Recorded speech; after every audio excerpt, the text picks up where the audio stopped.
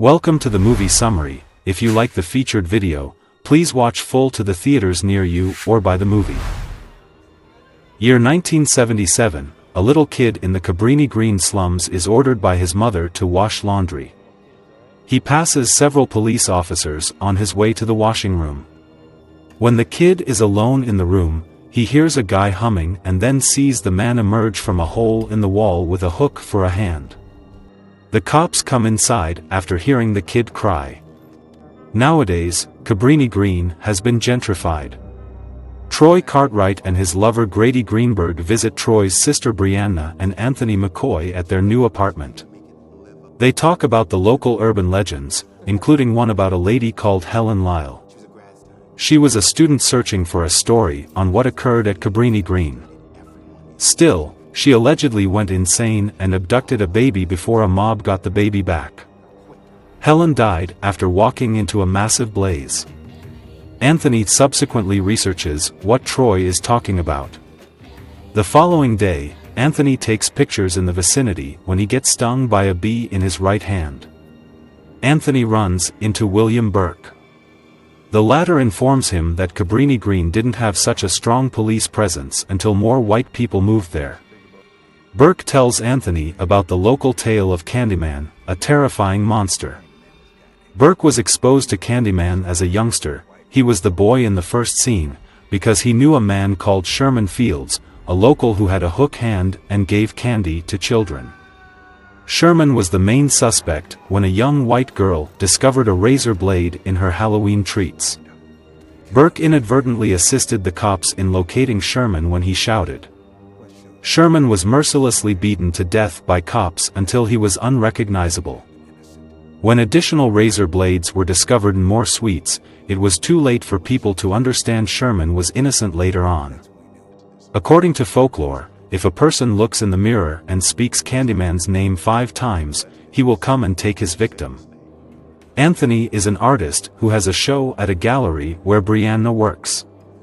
The exhibit is a mirror in which visitors are challenged to gaze at their reflections and say Candyman's name 5 times. Anthony encounters critic Finley Stevens, who condemns him and other artists for attempting to express their opinions on social problems.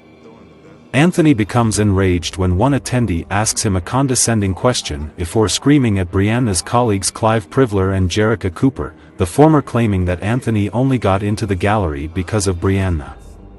Nonetheless, Anthony gets to make a dig at Clive before departing. At home, Anthony is looking at the mirror. Meanwhile, when the gallery closes, Clive and Jerica attempt to hook up.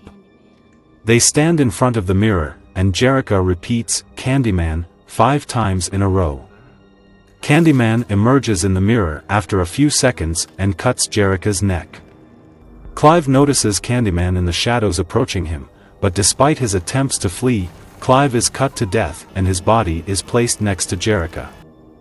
The following morning, Brianna discovers Clive and Jerica's corpses. This brings up memories of when she was a kid and saw her father fall out the window to his death.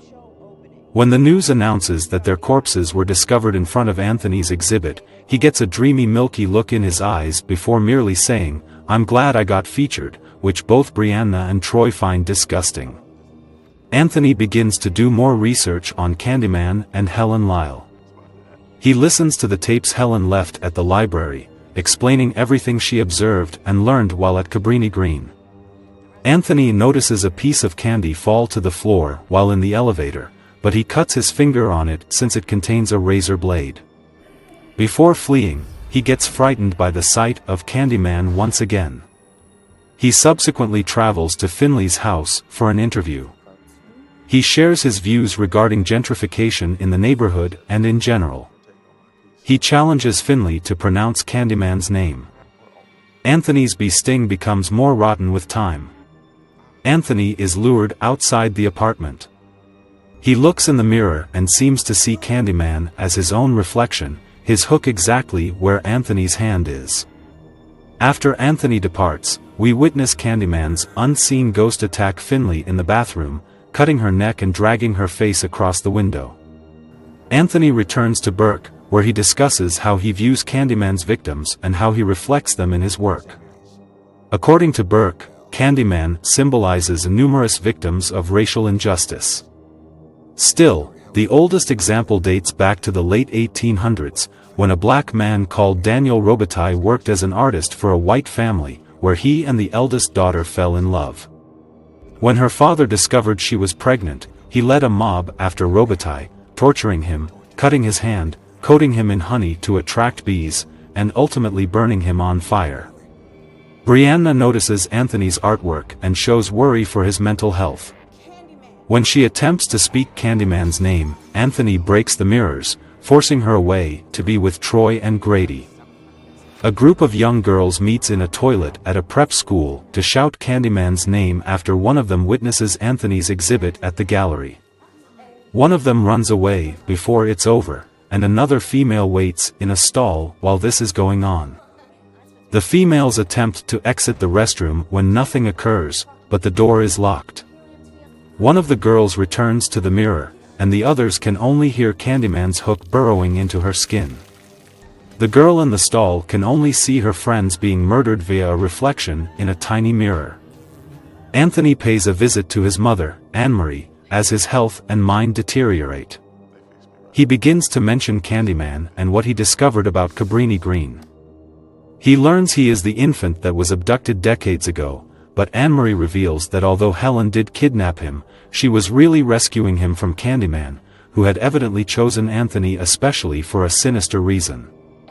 Anthony departs, believing that his mother lied to him and withheld information from him.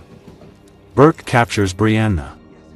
He brings her to a dilapidated church, where he phones the cops and pretends to be in trouble. Burke sees Candyman as a symbol of resistance to racially unfair treatment. He believes Anthony, whose body is half-rotting, is already decided beforehand to join the ranks of Daniel Robitaille and Sherman Fields as the next Candyman. Burke cut off Anthony's right hand with a saw and inserts the hook there. Brianna manages to escape just as the cops arrive. Despite Burke's pursuit, Brianna stabs him to death with a pen. Anthony collapses into her arms as he succumbs to his injuries. The cops stormed in and shot him dead.